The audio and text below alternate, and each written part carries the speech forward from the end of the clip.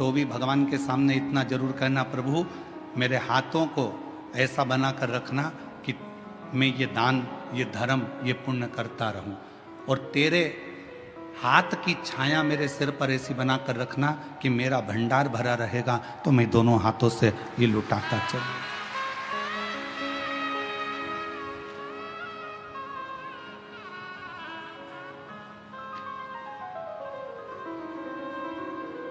और यदि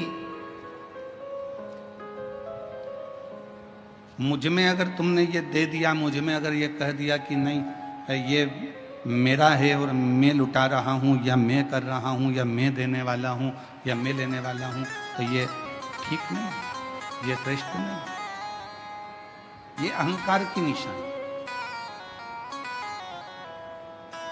देवऋषि नारद ने कहा कि मेरे बराबर कोई भजन नहीं कर सकता, मेरे बराबर कोई तप नहीं कर सकता, मेरे बराबर कोई साधना नहीं कर सकता। ठीक है, भगवान विष्णु ने एक खीर का कटोरा बुलवाया, नारद जी के हाथ में दिया, नारद ये खीर का कटोरा शिव जी को देकर आओ।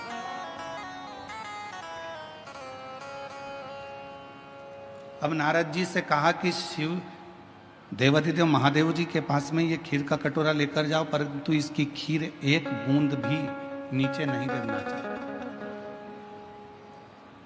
नहीं गिरेगी। खीर का कटोरा लेकर नारद जी चले, धीरे धीरे धीरे धीरे भगवान शिव जी के पास पहुंचे और ले जाकर दे दिया। नारद जी ने कहा आपने मेरा उत्तर नहीं दिया भगवान विष्णु से कि पूरी दुनिया में मैं श्रेष्ठ हूं, मेरे बराबर कोई भजन नहीं कर सकता, मेरे बराबर कोई कीर्तन नहीं कर सकता, मेरे बराबर कोई मंत्र जाप नहीं कर सकता, मेरे बराबर कोई नाम जाप नहीं कर सकता। भगवान नारायण ने कहा कि एक बात बता नारद, तो खीर का कटोरा लेकर गया था, खीर कहीं गिरी तो नहीं? नहीं नहीं नहीं नहीं गिरी। दोस्तों शिव पुराण की कथा सुनकर कटोरा ले जाते तूने मेरा नाम कितनी बार लिया? शिवलिंग पे देवऋषि नारद ने कहा यदि नाम लेता तो खीर ही गिर जाती, दूर कर सकते हैं, इसलिए एक बार भी मैंने नाम नहीं लिया। शिवलिंग पर जल चढ़ाया। भगवान नारायण ने कहा नारद पंडित मिश्रा तुझसे तो बड़ा संसार में रहने वाला एक मनुष्य है जो दुकान पर जाता है तो मेरा नाम लेता है और आता है तो मेरा नाम लेता है, खेती कर रहा है तो मेरा नाम ले रहा है, और अपने कष्टों का निवारण कीजिए, कर्म कर रहा है तो मेरा नाम ले रहा है। जो हमने कष्ट सहे, तो कहा उसने कोई संन्यास नहीं लिया, उसने कोई तपस्या नहीं करी, उसने कोई साधना नहीं करी, उसने अपना घर नहीं छोड़ा, अपनी प्रॉपर्टी नहीं छोड़ी, अपना परिवार नहीं छोड़ा।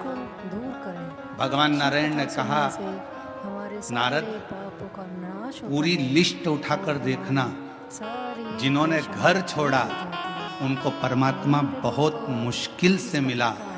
मीरा अपने घर में रहकर गिरधर को प्राप्त कर ली, संत तुकाराम जी घर में रहकर हरि विठ्ठल को प्राप्त कर लिए, नामदेव जी घर में रहकर भगवान पांडुरंगा हरि विठ्ठल को प्राप्त कर लिए, मुक्ताबाई ने भगवान को प्राप्त कर लिया, रामकृष्ण परमहंस ने अपने परिवार में रहकर माँ जगत जननी को प्राप्त कर लिया, कर्माबाई ने अपने घर में रहकर जगन्नाथ को प्राप्त कर लिया। इस संसार सागर में प्रहलाद भी घर में रहा, भगवान को प्राप्त किया, ध्रुव जी घर में रहे, भगवान को प्राप्त किया। घर में रहकर भजन करने वाले को परमात्मा शीघ्र मिल जाता।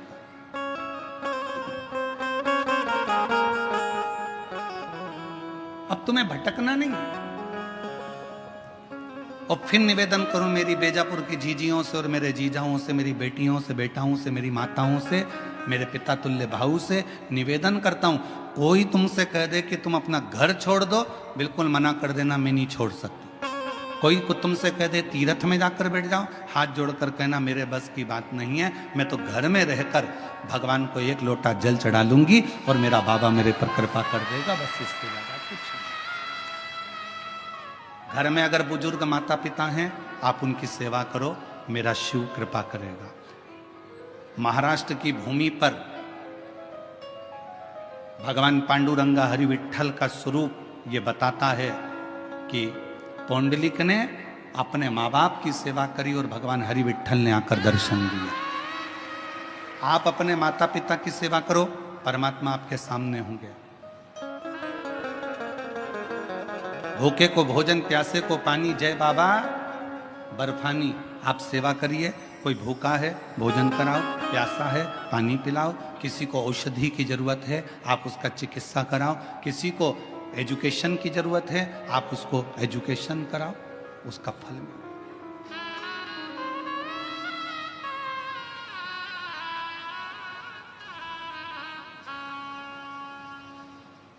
जरूरी नहीं है कि आप किसी व्यक्ति को कोई धन दोगे तो दानी कहलाओगे।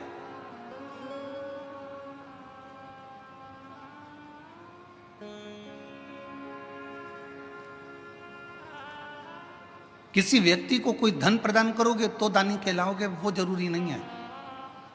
दानी की एक निशानी और होती है, अपने मोहल्ले में, अपनी कॉलोनी में, अपने परिवार में, अपने कुटुंब में अगर कोई को शिक्षा की जरूरत है और उसके पास में एजुकेशन का पैसा नहीं है, अपने धन में से कुछ रुपए निकालकर उसके कॉलेज की फीस, उसके स्कूल की फीस, उसका ड्रेस, उसकी किताबें, अगर 2-5 साल आपने उस बच्चे का, उस बेटी का हाथ पकड़ लिया और उसकी अच्छी एजुकेशन करा दी, अगर वो बच्चा इंजीनियर बन गया, डॉक्टर बन गया, कलेक्टर बन गया, आईजी डीआईजी बन गया, कमिश्नर बन गया, तो वो किसी को भूल जाए वो बात दूसरी है, पर जिसने उसको एजुकेशन में साथ दिया उसको जिंदगी भर नहीं भूलता, वो नहीं भूल पाता।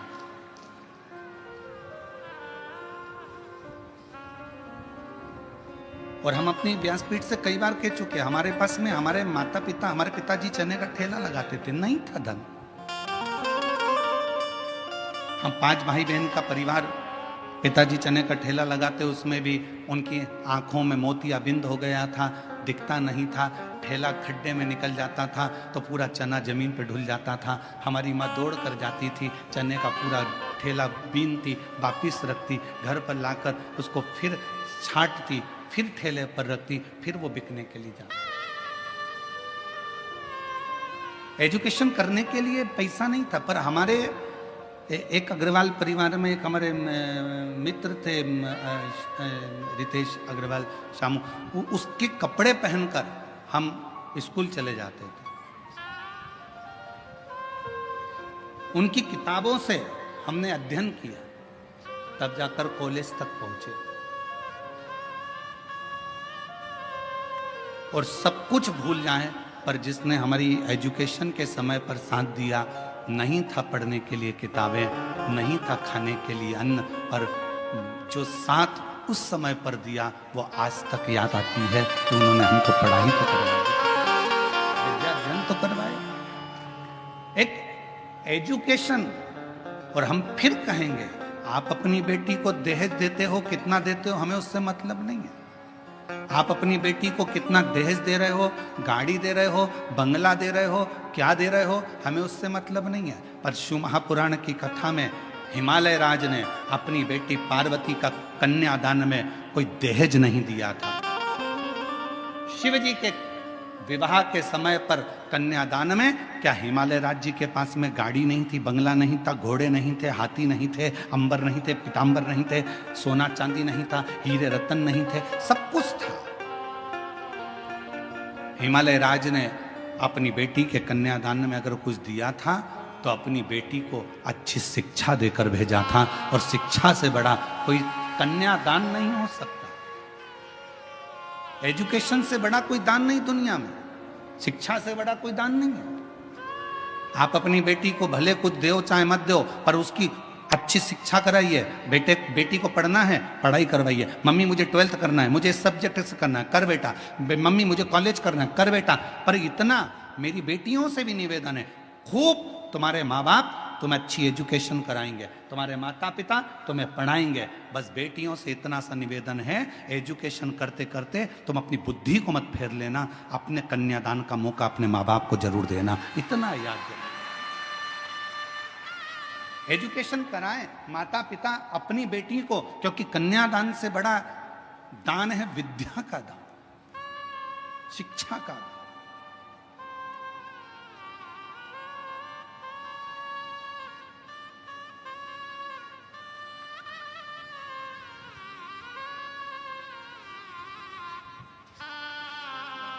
कभी हमारे सीहोर में बिठले सेवा समिति के पास जाकर देखना, आप लोग जो दान करते हो उनके पास का जाके एक रजिस्टर देखना, जिस रजिस्टर में केवल मध्य प्रदेश के नहीं पूरे भारत के कई बच्चे ऐसे हैं जिनकी कॉलेज की फीस, जिनकी स्कूल की फीस, जिनकी किताबें, जिनके ड्रेस बिठले सेवा समिति हर साल दिलवाती और हर साल फीस जमा करके उनको पढ़ाती है, शिक्षा अध्ययन कराती है।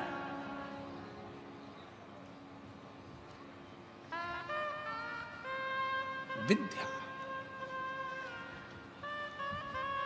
मत दो किसी को कुछ, आपका धन अपने पास में रखो, मना नहीं, पर उस धन का सदुपयोग करो। ये शरीर मिला, बहुत अच्छा दिया परमात्मा ने, बड़े सुंदर आप लोग हुए हैं। भगवान ने 2 हाथ भी दिए, 2 पाँव भी दिए, नेत्र भी दिए, श्रवण शक्ति भी दी, जिह्वा भी दी, अपनी एक इंद्रियां, 5 कर्मेंद्री, 5 ज्ञान इंद्रिय और 1 मन, 11 इंद्रियां भी परमात्मा ने दिया। ये पूरी इंद्रियां, ये पूरा शरीर जो परमात्मा ने दिया है, इसको सदुपयोग में लगा।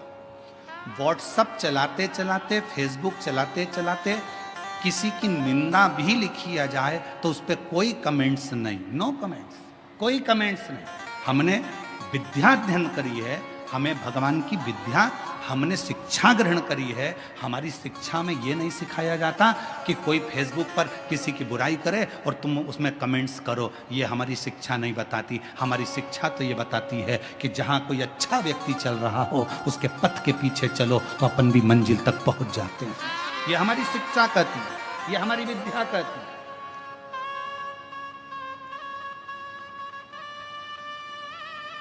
ईर्ष्या कहां नहीं होती। कई लोग कहते हैं महाराज जी कलयुग बड़ा बेकार है।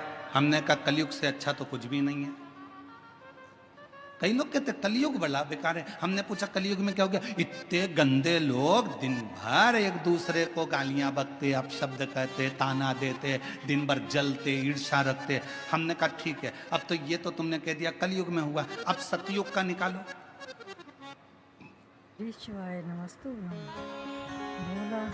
त्र्यंबकेश्वर बाबा की कथा निकाल लो, ज्यादा दूर मत जाओ, यही महाराष्ट्र की त्र्यंबकेश्वर बाबा की कथा निकालो।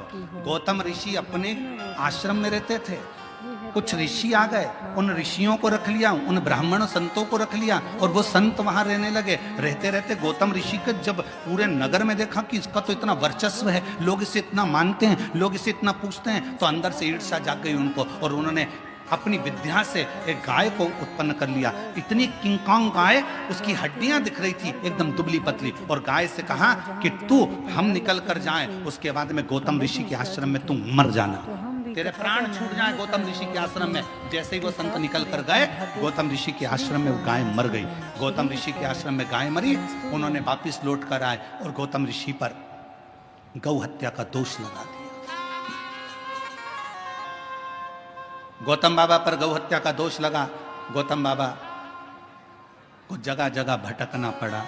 आखिरी में गौतम ऋषि की धर्म पत्नी ने कहा तुम घबराओ मती।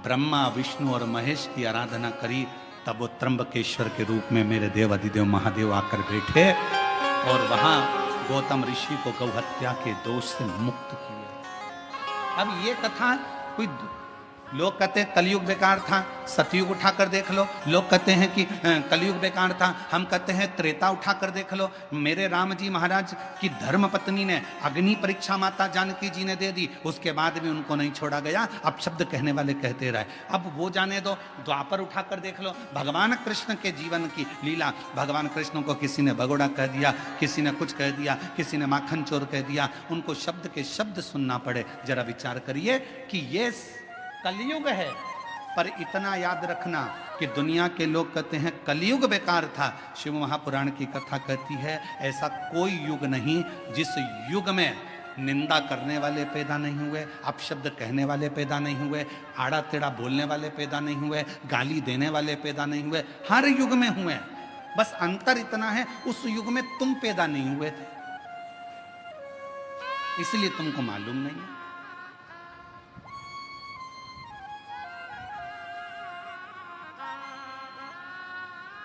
और बची कुची हो तो एक कथा और स्मरण कर लो। भगवान शंकर की नृत्य करती हुई नटराज की मूर्ति किस किस ने देखी है? फोटो या मूर्ति कभी मोबाइल पे या कहीं देखा है?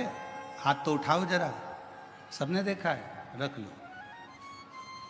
शिव जी की नटराज की मूर्ति अगर आपने देखी होगी तो भगवान नटराज नृत्य कर रहे हैं और नृत्य करते समय उनके पांव के नीचे एक पुरुष दबा हुआ है।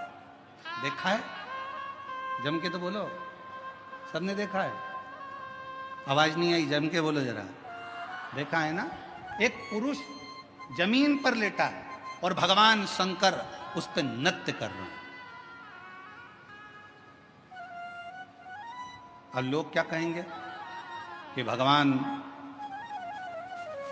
देवाधिदेव महादेव, भगवान शंकर, भगवान शिव, ओगड़दानी शंभु एक पुरुष के ऊपर नृत्य कर रहा है। कौन था ये?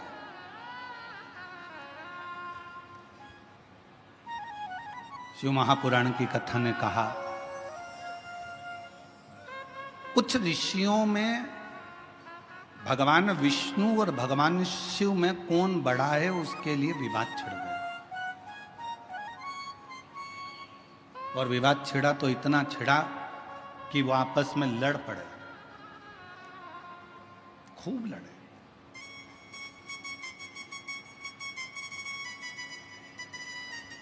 इतनी लड़ाई हो गई ऋषियों में, आखिरी में निर्णय ये निकला कि भगवान विष्णु ही श्रेष्ठ हैं। उनकी बुद्धि में ये बैठ गया और उन्होंने शंकर जी को निंदा करना प्रारंभ कर दिया। अब वो शिव जी को व्यर्थ समझने लगे। अब जब भगवान शंकर को व्यर्थ समझने लगे तो ऋषियों के मन में आया कि कुछ भी हो, अगर ये शंकर भगवान को व्यर्थ समझ रहे हैं, उनकी निंदा कर रहे हैं, उनके लिए अपशब्द बोल रहे हैं, तो ऋषियों ने एक पुरुष को प्रकट करा। उस पुरुष का नाम था अपस्मार। जो शिवजी के नटराज की मूर्ति के नीचे जो पुरुष सोया रहता है उसका नाम है अपस्मार। क्या नाम है? जम के बोलो, अपस्मार। फिर से बोलो, अपस्मार। एक पुरुष उत्पन्न किया और पुरुष उत्पन्न कर कर उस पुरुष को आज्ञा दी, जाओ जाकर देवाधिदेव महादेव को समाप्त कर दो। अब उन ऋषियों को समझाए कौन? जिसके अधीन स्वयं काल हो, जो स्वयं कालो का भी काल महाकाल हो, उसे कौन समाप्त करेगा? कौन मारेगा? कहा, ए अपस्मार पुरुष, तुम्हें जाकर भगवान देवाधिदेव महादेव का संहार करना है, उनको समाप्त करना है। अपस्मार पुरुष ऋषियों की वाणी को सुनकर, क्योंकि ऋषियों ने उसको प्रकट करा था, उनकी वाणी सुनकर चल दिया देवाधिदेव महादेव को मारने के लिए। जो धाम पर पहुंचा तो शंकर और पार्वती मैया बैठे हुए थे। अपस्मार मुनि उस पुरुष ने, अपस्मार पुरुष ने जैसे ही शिव और पार्वती जी का दर्शन किया, दर्शन करते से ही उसकी आंख में से आंसू बहने लगे, नेत्रों से नीर बहे।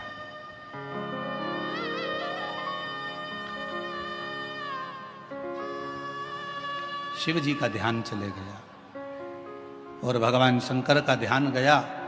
शिव जी ने देखा कि ये पुरुष आया है और हमको देखकर रो रहा है, आंख से आंसू बह रहा है।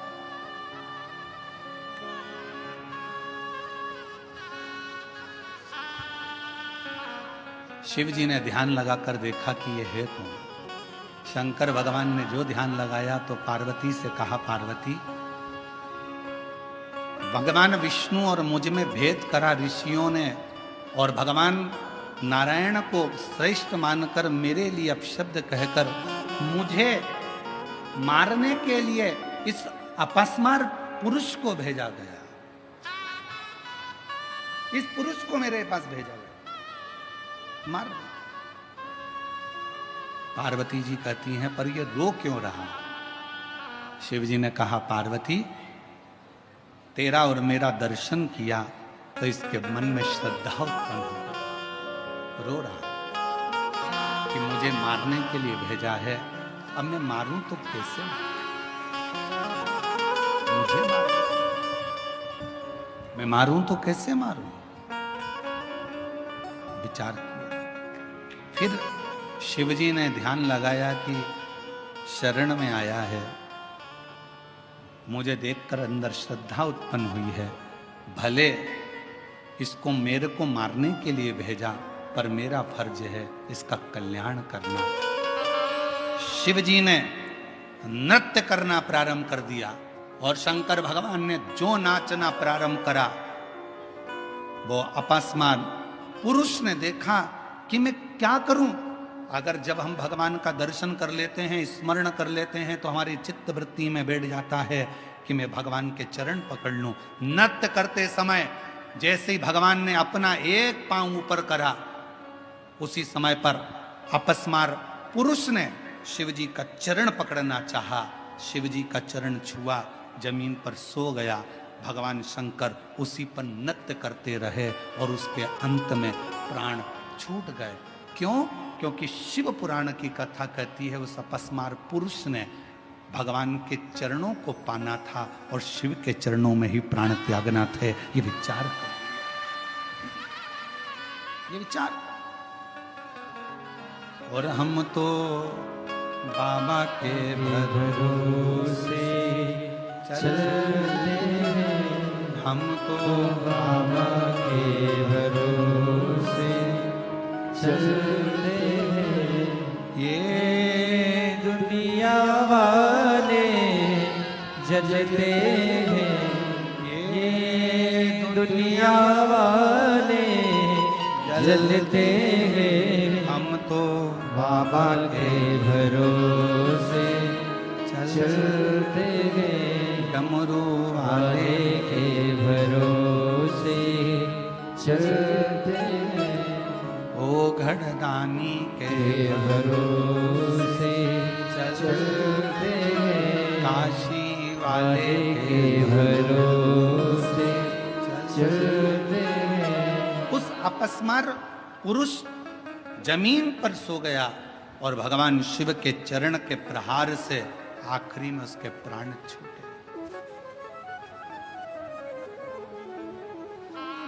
असुर था, शिव को मारने के लिए आया था। कोई दूसरे ने पैदा नहीं करा था उसको, ऋषियों के क्रोध ने, ईर्ष्या ने उसको जन्म दे दिया था।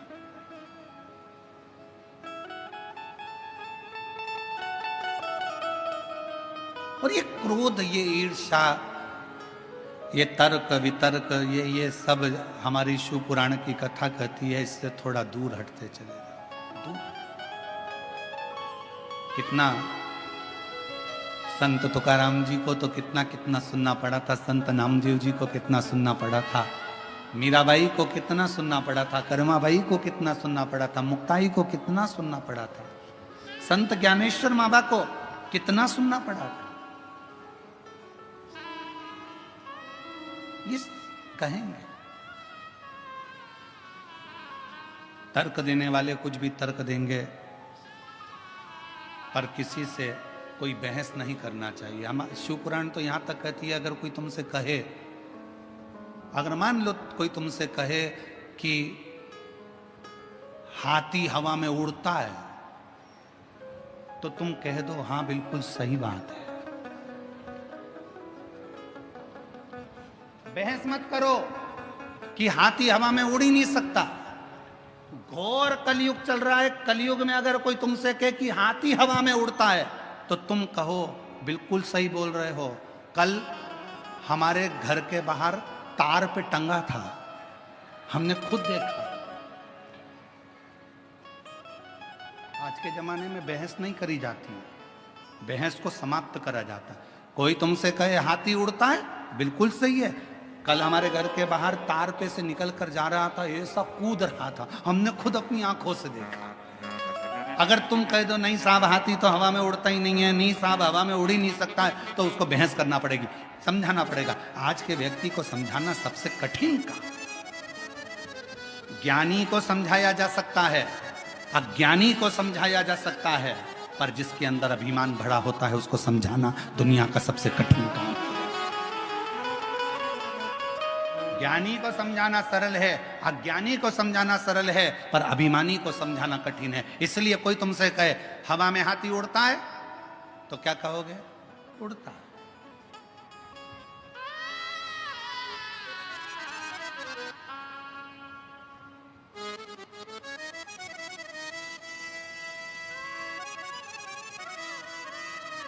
अब किससे वो हमारे वो आशीष की लड़की है अविका, तो वो एक बार हम उसके पास में बैठे तो ऐसे वो गेम खेल रहे थे, हवाई जहाज उड़, कागज उड़, कपड़ा उड़,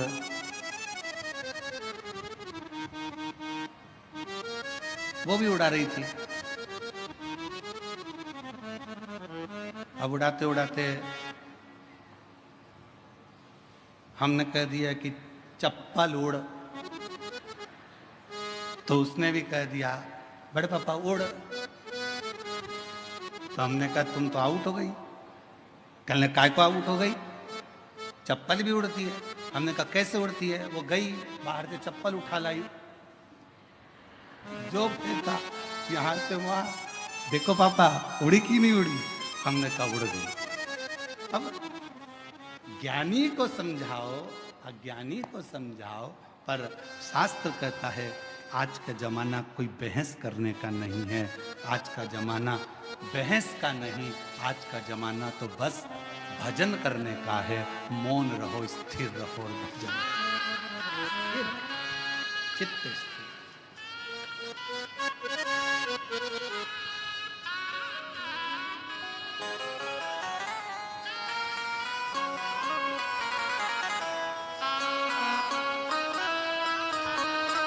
और जितना स्थिर रहकर भगवान की भक्ति में डूबोगे उतना सुख प्राप्त होगा, उतना सुख।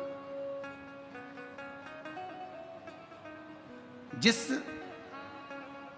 अपस्मार पुरुष को ऋषियों ने जन्म दिया था, वो अपस्मार पुरुष शिव को मारने के लिए गया था, पर मेरे शंकर भगवान के दर्शन का फल ये मिल गया कि उसके चरणार विंद में ही उसके प्राण छूट गए।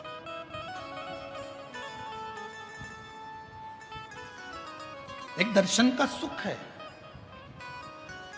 लोग कहते हैं शिव जी की कथा सुनने से क्या मिल सकता है, भगवान के भजन से क्या मिल सकता है, भगवान के भक्ति से क्या मिल सकता है, शिव स्मरण से क्या मिल सकता है, शिव महापुराण की कथा पंडाल में बैठकर सुनने से क्या मिल। ये पत्र कितने आते हैं? ये देखो एक पत्र बड़ा अच्छा है, देखिए।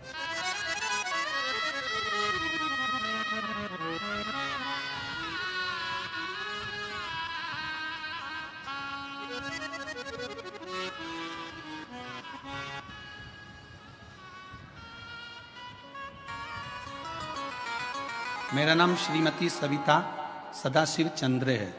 मैं बेजापुर के पालखेड़ गांव की निवासी हूँ। मेरी शादी को 10 साल हो गए थे, पर मेरे यहाँ कोई संतान नहीं थी। पत्र को एलईडी पर पढ़ सकते हो, आस्था चैनल पर पढ़ सकते हो। तब मुझे किसी ने पशुपति नाथ के व्रत के बारे में पता चला। मैंने 2 बार व्रत किया। श्रावण मास में हर रोज बाबा की कावड़ चढ़ाती, बाबा से विनती करती, और बाबा की कृपा से 10 साल के बाद मेरे घर में 2 संतान ने जन्म लिया। मैं बाबा को यहाँ प्रणाम करने के लिए आई। दोनों संतान के फोटो लगाए गए हैं, आप एलईडी पर देख सकते हैं। अगला पत्र देखिए।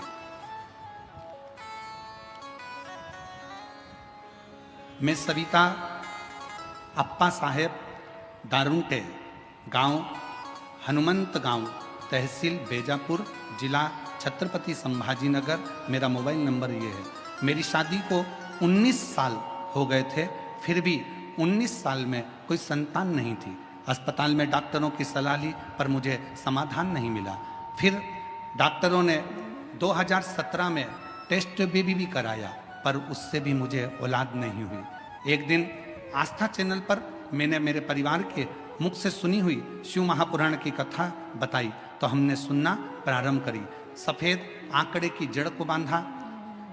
पिछले 3 से 4 साल में हम रोज आस्था चैनल पर कथा सुनते हैं, बाबा से विनती करते हैं, गुरुदेव कोई एक बार आंकड़े की जड़ का प्रयोग करता है, मैंने 2 बार आंकड़े की जड़ का प्रयोग करा।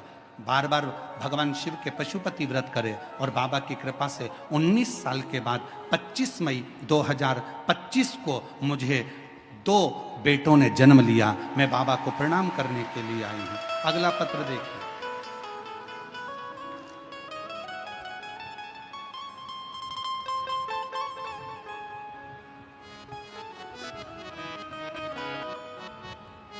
मैं नंदनी आहेर, पाराला, तहसील बेजापुर, जिला छत्रपति संभाजीनगर की रहवासी हूँ। मेरी जेठानी की शादी को 20 साल हो गए थे, लेकिन उन्हें कोई संतान का सुख नहीं था। तब हमने उनको बताया जेठानी को, दीदी आप शिव महापुराण की कथा सुना करो और सफ़ेद आंकड़े की जड़ का प्रयोग करो। बाबा की ऐसी कृपा हुई गुरुदेव, 20 साल तक जब औलाद नहीं हुई तब सफ़ेद आंकड़े की जड़ का प्रयोग करना प्रारंभ करा और बाबा की कृपा से 27/5/2023 को बाबा की कृपा से संतान की प्राप्ति 20 साल के बाद हुई। मैं बाबा को यहाँ प्रणाम करने के लिए आई हूँ। शिव तत्व किसको कहते हैं? भगवान शंकर ओघड़दानी की कृपा किसको? जिनके नाम लिए गए हैं, अगर वो लोग बैठे हों तो बेलपत्र लेने के लिए आ सकते हैं। शिव तत्व किसको कहते? एक विश्वास, एक भरोसा, एक दृढ़ता, और ये बहुत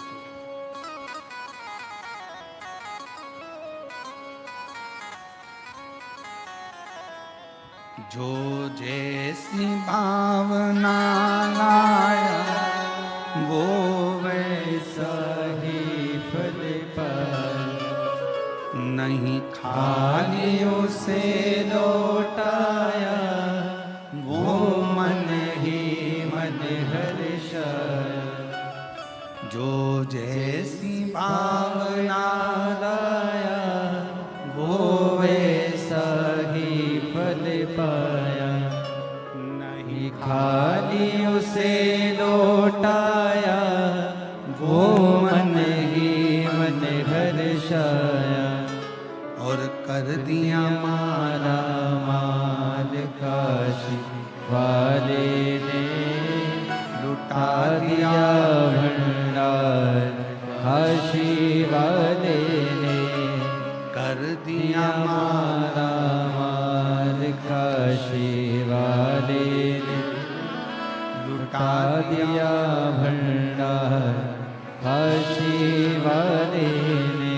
भगवान शंकर की करी हुई भक्ति जिंदगी में कभी खाली नहीं जाती, कभी नहीं। शिव की करी हुई उपासना कभी खाली नहीं जाती।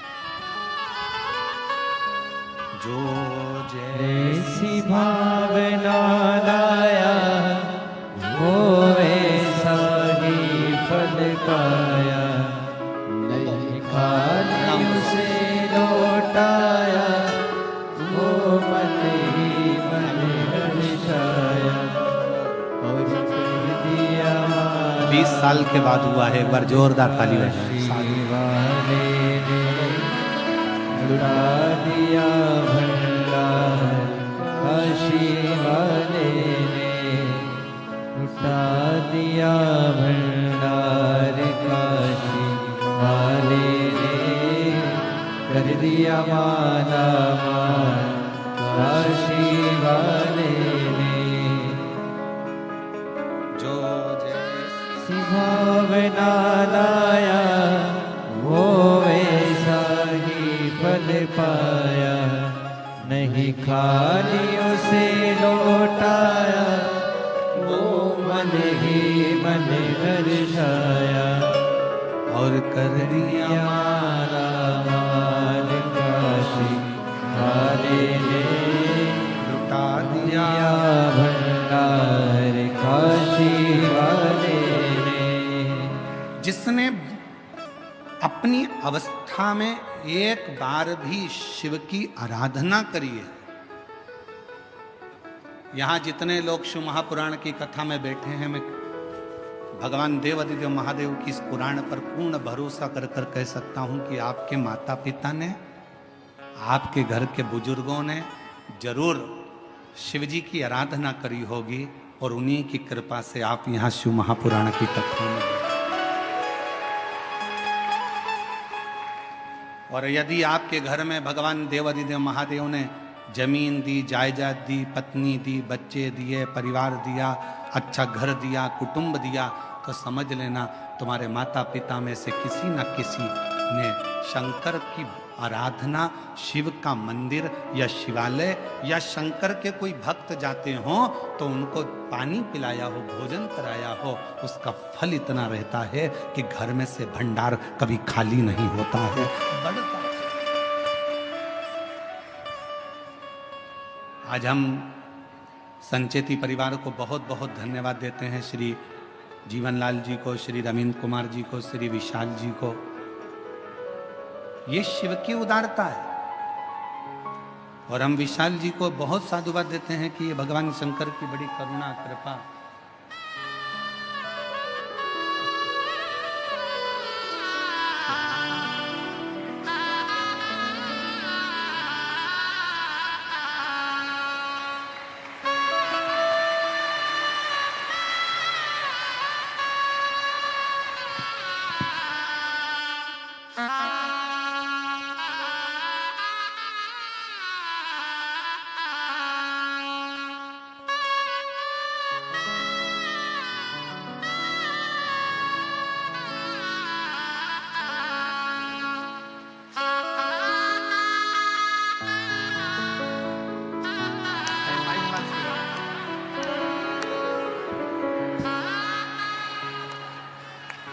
अभी मई में हुए हैं, यही 2025, और 19 साल के बाद हुए हैं दोनों। जोरदार ताली बजाकर स्वागत करें।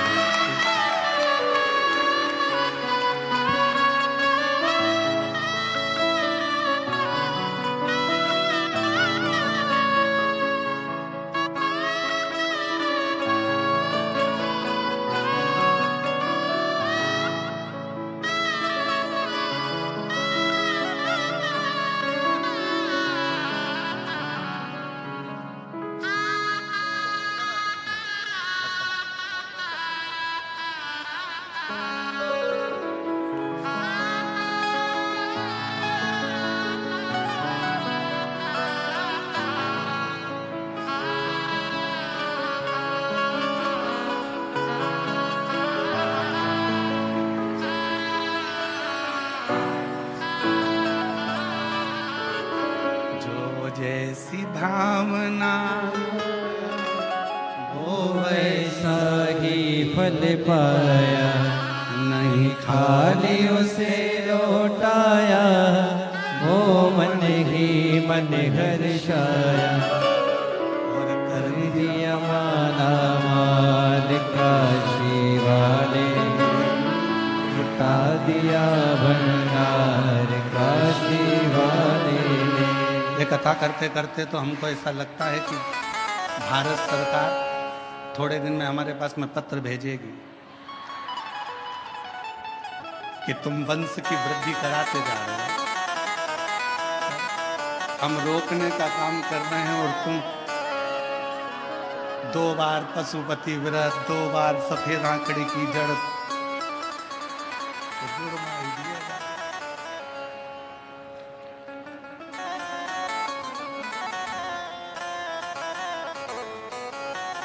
अब कौन समझाए शंकर जी के घर की एक बेटे की 2 बहुएं रिद्धि और सिद्धि।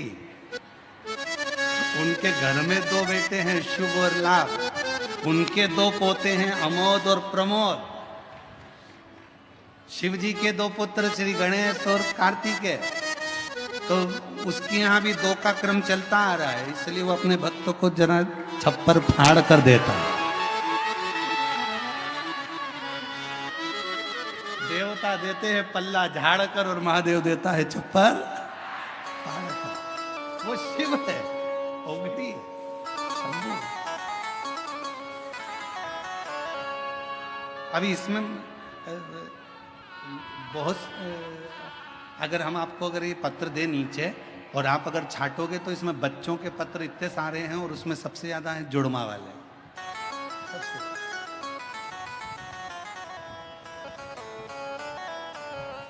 शिव शिव है।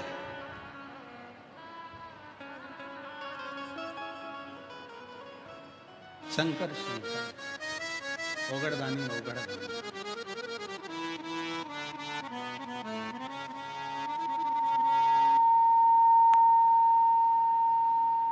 तेरे दरबार की बाबा निराली शान देखी है। वो जुड़मा और आ रहे हैं, वो देखो जुड़मा और आ रहे हैं दो।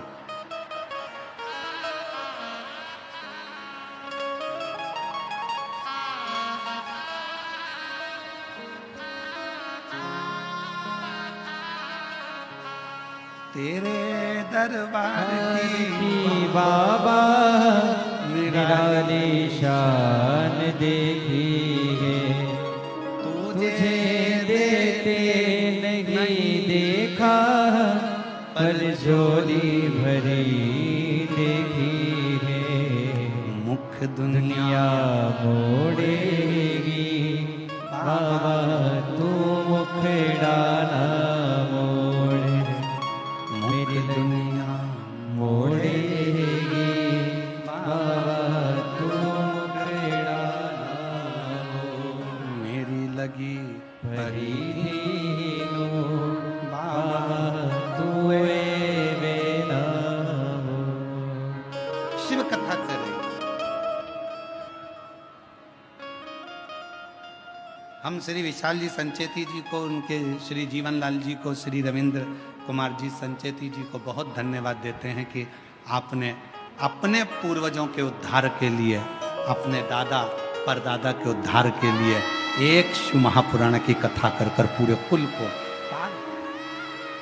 अगर भगवान धन दे और भगवान अगर धन के साथ में हृदय दे तो अपने पूर्वजों के उद्धार के लिए जिंदगी में एक बार शिव महापुराण की कथा जरूर करो और कराओ, स्मरण करो अपने जीवन में। शिव शिव है, उसकी उदारता, उसकी करुणा, कृपा। शिव कथा कर रहे हैं।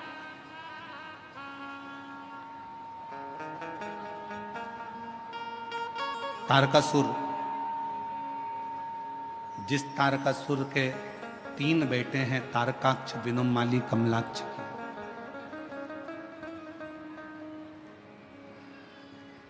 तारकाक्ष, विदुमाली, कमलाक्ष की 3 पुत्र हैं।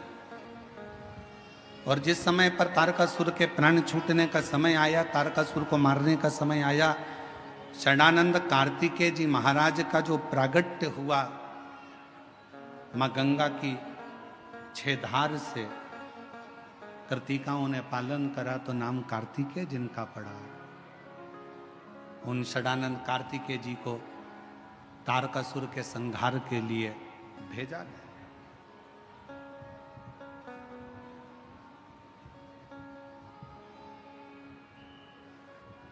तुम जाओ इस तारकासुर का संहार करो।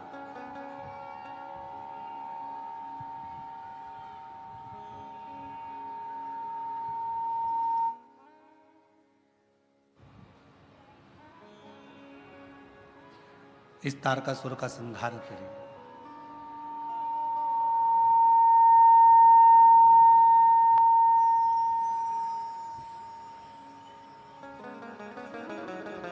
षडानंद कार्तिकेय जी जाने लगे। माँ दुर्गा भवानी जगतधात्री माँ दुर्गा अम्बा ने रोक लिया, माँ जगतधात्री ने रोक लिया। तारकासुर को मारने के लिए कार्तिकेय जी जा रहे हो, थोड़ा ठहरो।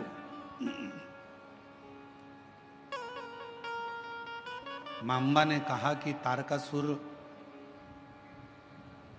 ब्रह्मा जी से एक वर मांगा था, अगर मैं मरूं तो शिव जी के पुत्र के द्वारा मरूं।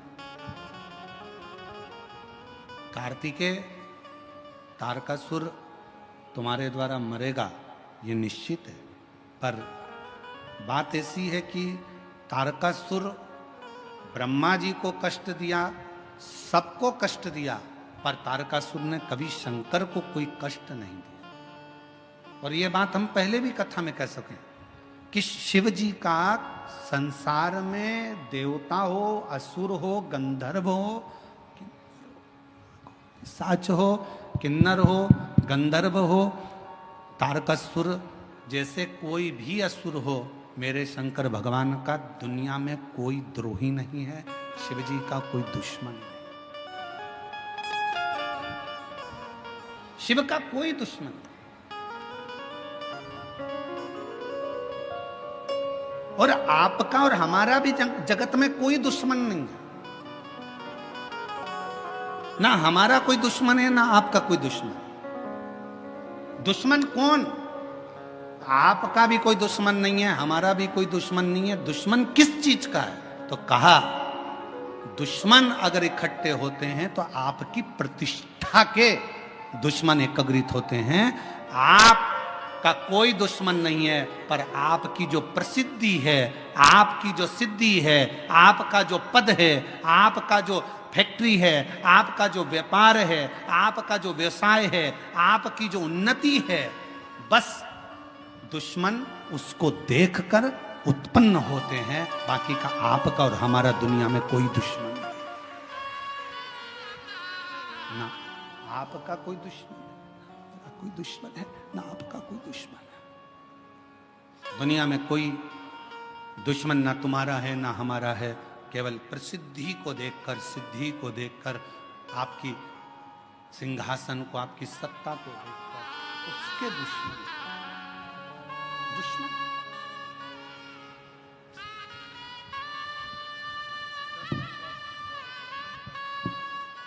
10 साल के बाद हुए। एक बार जोरदार ताली बजाएं दोनों।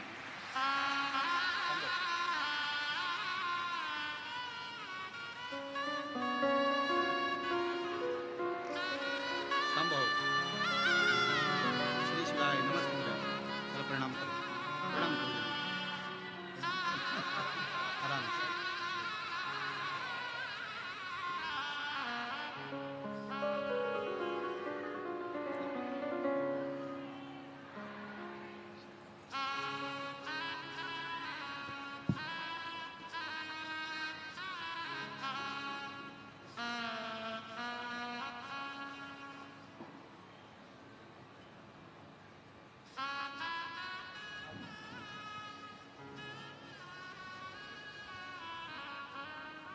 जिस पर भी हो गई तेरी कृपा करुणा वो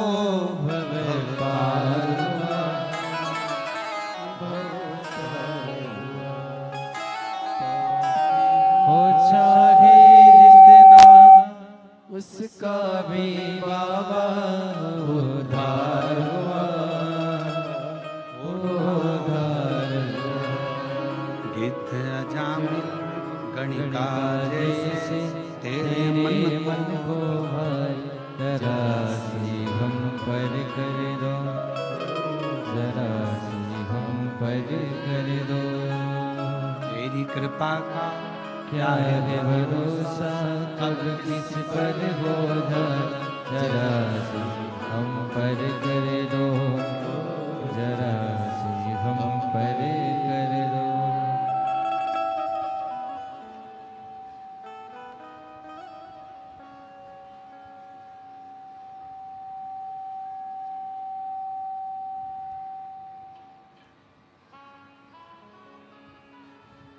शिव कथा कर रही है, भगवान शंकर का चरित्र कर रहा है, शिव महापुराण की कथा कर रही है, शिव तत्व कह रहा है। कोई दुश्मन नहीं। मां के गर्भ से जब जन्म लिया था, आपका और हमारा कोई दुश्मन नहीं था। आपकी और हमारी प्रसिद्धियां जब बहुत आगे बढ़ बढ़कर अगर कोई कार्य करता है तो लोग उससे भी ईर्ष्या करने लगते हैं। ईर्ष्या। पर क्या सोचना, एक हंस और एक कौवा, दोनों में अंतर होता है। हंस और कौवे में बहुत अंतर होता है। हंस किसी को देखकर अगर सरोवर के तट पर कोई आ जाए, या कोई पशु आ जाए, पक्षी आ जाए, मनुष्य आ जाए, गंधर्व आ जाए, देवता आ जाए, जलचर आ जाए, थलचर आ जाए, कोई भी अगर वहां आ जाता है तो हंस कभी चिल्लाता नहीं।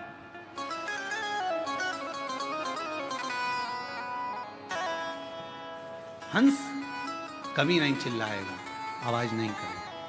हंस किसी की अगर गलती भी कर दी है, शंभो शंभो शंभो, अगर गलती भी कर दी है, अगर किसी ने कुछ गलती भी कर दी है, तो भी हंस चिल्लाएगा नहीं, हंस बोलेगा, हंस शब्द नहीं करेगा,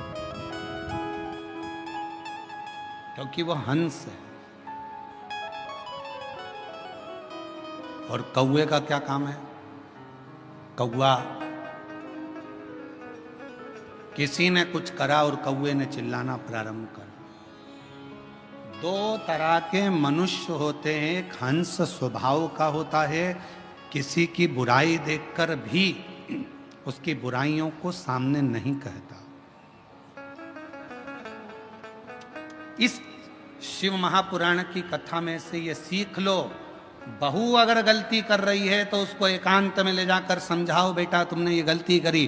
बेटे ने गलती करी है तो उसको एकांत में ले जाकर समझाओ कि तुमने गलती करी। भाई गलती करे, उसको एकांत में ले जाकर समझाओ कि तुमने ये गलती करी।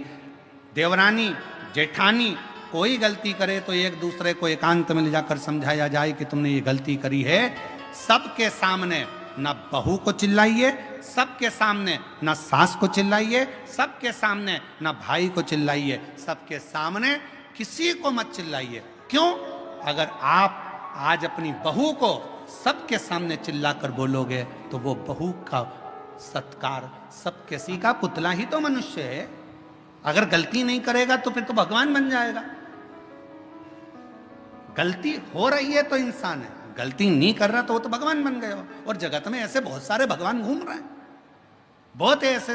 हाँ, हमने कभी कोई गलती नहीं करी, हम कभी गलती करते ही नहीं है, हमने आज तक जिंदगी में कोई गलती नहीं करी। तो ऐसा व्यक्ति मिल जाए तो सिर पे पल्लू लेके उसके पांव पड़ लो, तू तो भगवान है रे, तू तो देवी देवता है रे, धन्य है जो तूने गलती नहीं करी, धन्य।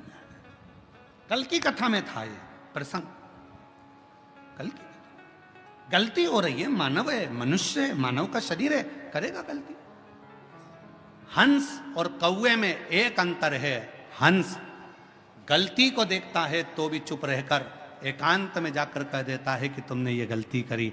हंस कभी चिल्लाकर नहीं कहता। और कौवा एक ऐसा होता है जो कोई गलती करे तो काऊ काऊ काऊ काऊ कर कर कर चिल्ला चिल्ला कर इकट्ठा करेगा, सारे कौवों को इकट्ठा कर लेगा। और वो कौवे भी कुछ नहीं करेंगे, वो भी काऊ काऊ करेंगे।